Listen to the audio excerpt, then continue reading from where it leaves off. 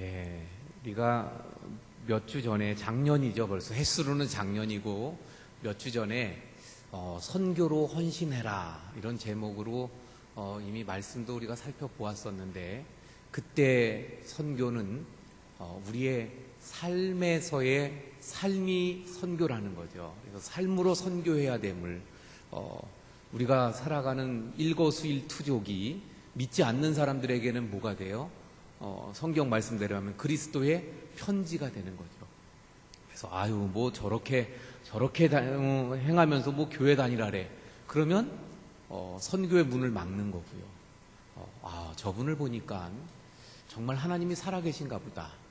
저 사람을 보니까 정말 교회에 가고 싶구나. 이렇다면 아마 선교의 문을 여는 것이 되겠죠. 예. 어떻게 됐는지는 알 수 없습니다만은 이 말씀을 드리다 보니까 생각이 나는데 제가 군 생활할 때 처음 군에 가서 훈련을 받죠. 훈련소에서 신병교육대라고 하는데 거기서 훈련을 받습니다. 그러면 다 뭐 비슷한 또래예요. 근데 제가 조금 일찍 갔습니다. 예. 그 나이에 제일 첫 번째로 갔기 때문에 저랑 동갑 또는 그 이상이죠. 다 뭐 나이들이 한두 살 많거나 막 그랬는데 근데 참 감사했던 것은 그 훈련이 아주 고되고 힘들죠. 막 겨울에 그 추울 때 눈 오고 그럴 때. 근데 끝나면 그 무서웠던 내무반장이 꼭 기도를 시켜요. 그래서 그 신병교육대 안에 잠자는 곡이 한 100명 가까이 됐던 것 같아요. 그리고 그 내무반에 있는 조교가 둘이 있는데 그렇게 무서운 사람들이 밤 되면 기도를 시키는데 신학교 다니던 사람들이 와서 기도를 하라는 거예요. 근데 그 한 100명 중에 신학교 다니다 온 사람들이 보니까 한 4-5명 됐던 것 같아요. 예. 그래서 그 중에는 제 중학교 6년 선배면서 감신대학교 대학원을 나온 선배도 있고 막 그랬어요. 하여튼 그래서 돌아가면서 밤마다 기도하고 그랬었는데 다 같이 훈련받는 것뿐이 없으니까 맨날 하는 게 어떤 삶을 보여주는 것도 아니고 어떤 뭐가 있는 것도 아니고 맨날 같이 훈련받고 같이 눈 치우고 청소하고 뭐 그런 것뿐이 없는데 다 끝나고 가는데 어떤 사람이 와가지고 그래요. 저를 보니까 참 감사했던 거죠. 교회를 다녀야 되겠다는 생각이 들었다는 거예요. 안양에 사는 사람인데 그러면서 하는 말이 뭐 때문에 그러나 그랬더니 딴 거 없고요. 밤에 기도하는데 그 기도에 자기가 은혜를 많이 받았대요. 예. 그래서 교회를 다녀야 되겠다는 생각이 들었다. 그러면서 저한테 쪽지를 하나 주고 갔었어요. 안양 자기네 주소라 그러면서 또 같이 근무 쓰는데 이제 또 그런 고백을 하는 사람도 보기도 했었고 참 감사했었어요. 자, 그래서 지난번에 우리가 배웠던 것은 삶을 통한 선교에 대한 것을 말씀을 나눴습니다. 그리고 우리 지난주에는 미얀마 단기 선교를 다녀와서 또 그 영상도 보고 우리가 그 선교에 대한 것을 다시금 생각하게 되었는데 오늘 말씀을 보면서 같이 얘기를 나누죠. 오늘 말씀을 보면 우리가 잘 아는 대로 예수님과 제자들이 지금 갈릴리 쪽으로 가시다가 이 사마리아가 있는 수가성이라는 곳을 들르신 거예요. 사실은 그 당시에는 사마리아 사람들을 싫어하고 경멸합니다. 그래서 그곳을 들러가지 않는 거예요. 그런데 예수님이 일부러 들르셨어요. 그리고 그 수가성 운물가에서 한 여인을 만납니다. 그런데 그 당시에 그 상황에서 예수님과 제자들이 굉장히 피곤했고 배가 고픈 상태였어요. 제자들은 그래서 뭔가 먹을 거를 찾으러 갔고 그 사이 예수님이 한 여인을 만난 거예요. 그러면서 그 여인과 대화하는 중에 그 여인이 예수님이 메시아이신 것을 알게 됐어요. 그래서 오늘 본문에도 나오죠. 그 여인이 몇 절에 나옵니까? 28절에 여자가 물동이를 버려두고 동네로 들어가서 사람들에게 이르되 그 여인이 예수님과 말하는 중에 예수님이 메시아인 것을 알았어요. 그리고는 물 길러 왔던 것도 잊어버리고 동네로 들어가서 사람들에게 29절에 보니까 뭐라 그래요? 29절로 넘어가서 보면 29절 내가 행한 모든 것을 내게 말한 사람을 와서 보라, 이는 그리스도가 아니냐, 와서 보라, 여기 그리스도가 있다. 그래서 막 동네방네 전하게 되신 거예요. 자, 그런데 오늘 중요한 것은 그것이 아니라 어쨌거나 지금 시장한 중에 있어요. 배고픈 중에. 그래서 제자들이 먹을거리를 찾으러 갔습니다. 그리고 그 사이에 제자들이 돌아왔습니다. 그리고 이어지는 말씀이잖아요. 31절에 이제 제자들이 동네에서 31절에 그들이 동네에서 와서 예수께로 오더라. 32절에 보니까 뭐라 그래요? 좀 이상하네요. 우리 성경하고 저기하고. 31절에 그 사이에 제자들이 청하여 이르되 랍비여 잡수소서, 이렇게 말하거든요. 31절에 잡수소서. 그랬더니 예수님이 뭐라 그래요? 내게는 너희가 알지 못하는 먹을 양식이 있느니라. 지금 예수님도 시장하고 제자들도 시장에서 동네에 가서 먹을 것을 겨우 구해가지고 왔습니다. 그리고 예수님께 예수님 드세요 그랬더니 예수님이 기껏 하는 말씀이 뭐예요? 나에게는 너희가 알지 못하는 먹을 양식이 있다. 제자들 입장에서는 뭐 놀랄 일이죠. 자, 이게 무엇을 두고 하시는 말씀입니까? 예. 그랬더니 34절에 예수께서 이르시되 나의 양식은 나를 보내신 이의 뜻을 행하며 그의 일을 온전히 이루는 이것이니라. 자, 다시 말하면 지금 제자들이 배가 고팠어요. 예수님도 시장하셨습니다. 그런데 예수님에게 있어서의 참된 양식은 무엇이었다는 거예요?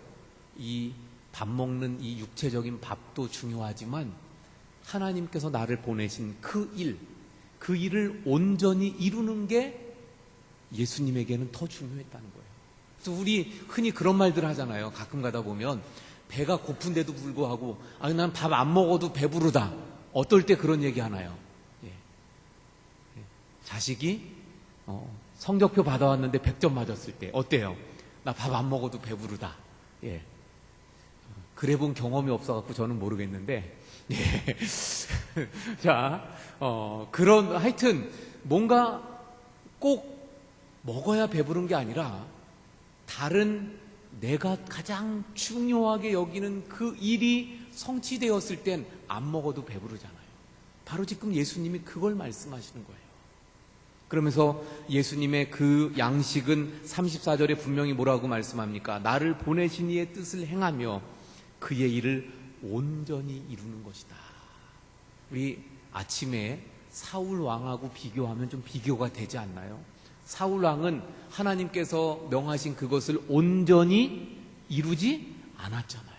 그런데 예수님은 하나님께서 하라고 하신 그 일을 온전하게 이루는 것을 양식으로 삼으신 분이 예수님이에요. 자, 그러면 하나님께서 보내신 일, 그리고 그 일을 온전히 이루는 것, 이것이 무엇입니까? 35절에 그래서 이어서 하시는 말씀이 뭐예요? 너희는 넉 달이 지나야 추수할 때가 이르겠다가 하지 아니하느냐?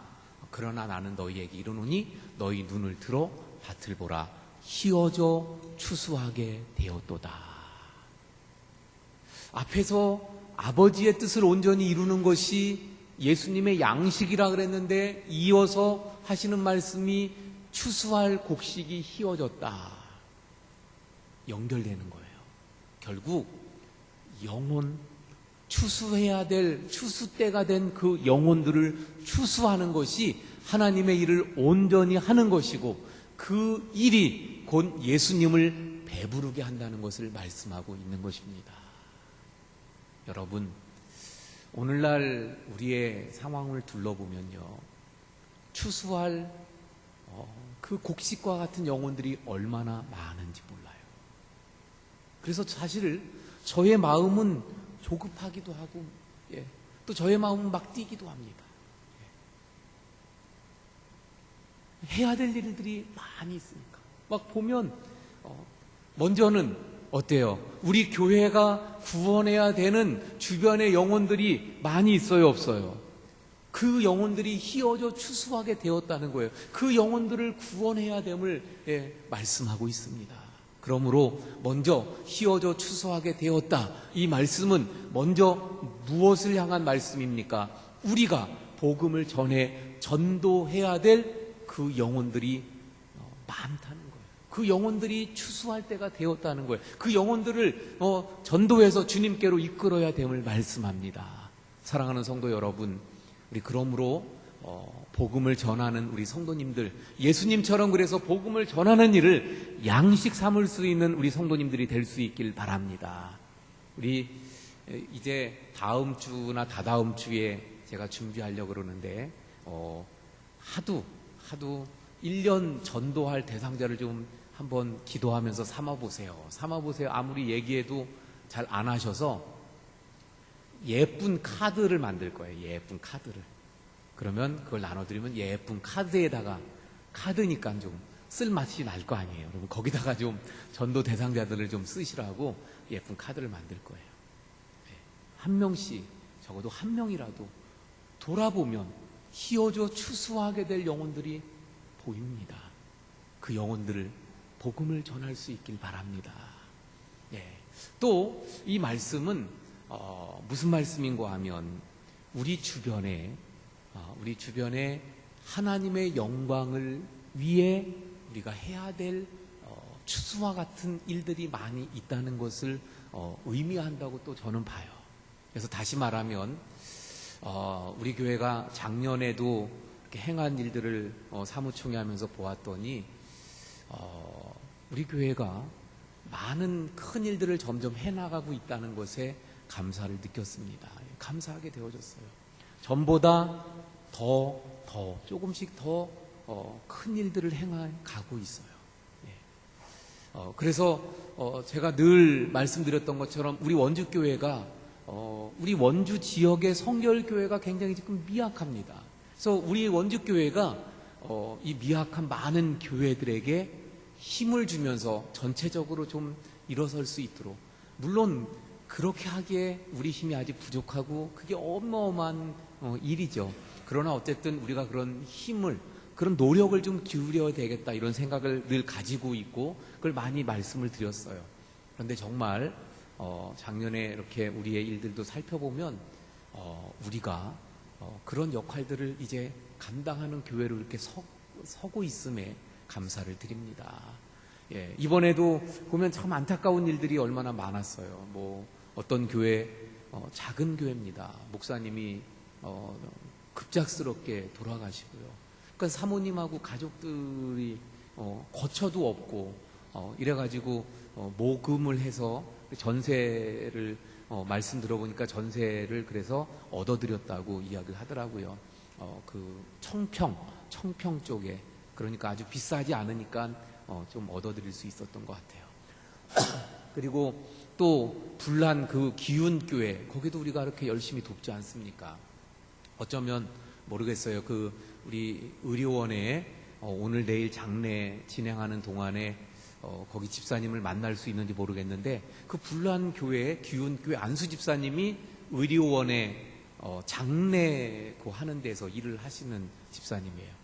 근데 안수 집사님이 또 한 분 계신데 어떤 분인지 제가 모르겠는데 참 감사하게도 안수 집사님 한 분이, 그 교회가 불이 났는데 참 애매하더라고요. 들어보니까 땅이 교회 땅이 아니에요. 근데 불난 거예요.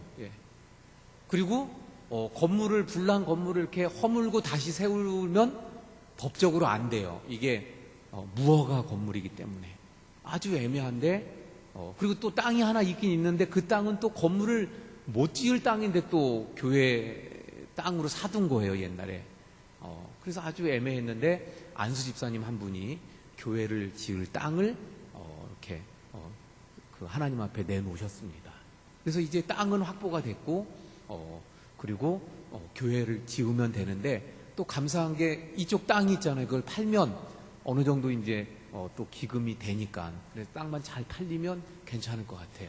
그리고 여러 교회들이 이렇게 도와주셔서, 그런데 우리 교회도 정말 거기에 보니까 정확하게 제가 모르지만 원주 지역에서 거진 원주 지역에서는 그리고 뭐 원주 지역에 있는 교회니까 원주 지역이 신경 쓰지 춘천 쪽은 성의만 표시해요. 예. 근데 원주 지역에 있는 교회에서 보니까 그래도 가장 우리가 많이 우리 성도님들 이렇게 헌금하신 거는 가장 많지는 않았고요. 그래서 우리 교회 재정에서 일부를 해서 이렇게 같이 하니까 좀 가장 많은 것 같이 제가 보기엔 그렇더라고요. 어쨌거나 가장 많은 게 중요한 게 아니라 우리 교회가 돌봐야 될 그 교회들.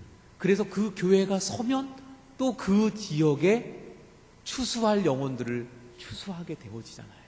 이 일이 또 그러므로 선교가 되어지는 거예요.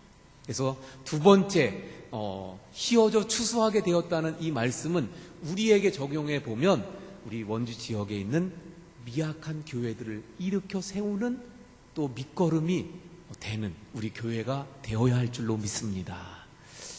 예. 그리고 이제 세 번째로는 늘 느끼는 것입니다만은 이제 우리 선교하는 이런 부분들이에요. 이 선교도 그래서 크게 나누어서 보면 두 가지로 또 볼 수 있어요. 오늘날은 우리 한국 안에 외국인들이 얼마나 많이 들어와 있나요? 많이 들어와 있어요.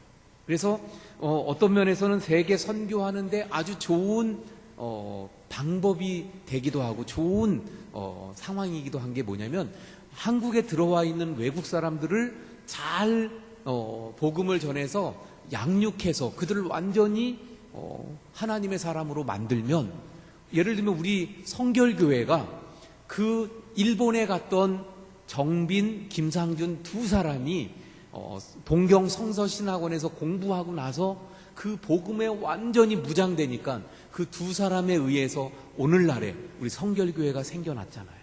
그것처럼 그런 사람들을 만들어서 고국으로 보내면 자신들의 조국에 가면 그들이 또 하나의 미랄이 될 수 있다는 거죠. 그래서 이 한국에 있는 외국인들에 대한 선교가 굉장히 중요합니다. 근데 아직 우리 교회가 그런 부분에 이렇게 제가 하고 싶은 마음들이 있지만 아직 그 부분까지는 우리 하지 못하고 있어요. 제가 한 목사님을 만났는데 그분은 그 일에 아주 힘쓰고 있는데 외국인 노동자 선교회라는 걸 만들어서 외국인들 그 노동자들을 막 선교하는 그 일을 하고 계셔요. 좀 이렇게 같이 협력했으면 좋겠는데 아직 우리가 하지 못하고 있어요. 이 부분도 우리가 기도하면서 같이 해가야 돼요. 또 하나 외국에 직접 나가는 거예요. 어떤 분들은 그렇게 이야기합니다. 지금 말씀드린 것처럼 외국인들이 많이 들어오고 있고 또 우리 한국 안에도 자꾸 이제 한국의 복음화율이 어떻게 돼요? 자꾸 떨어져 나가고 있어요. 그래서 학생 또는 대학교 이런 데는 지금 흔히 말하는 미전도 종족만큼의 비율이 되고 있어요. 그러니까 뭐 외국에 나가고 외국에 선교하고 이럴 필요가 뭐가 있느냐 이렇게 생각하고 또 그래서 한국에서만 잘하면 되고 한국에 온 외국인만 하면 된다고 생각하는 분들이 있어요. 그러나 언제나 우리가 늘 보면 이것도 하면서 저것도 해야 되는 것처럼요. 선교도 역시 마찬가지예요. 우리 한국에 복음도 열심히 전하고 한국에 와 있는 외국인에게도 복음도 전해야 되지만 또 외국에 직접 나가서 복음을 전하는 이 일도 소중하고 중요하다는 것, 여전히 우리가 해야 될 일들이기도 하다는 것입니다.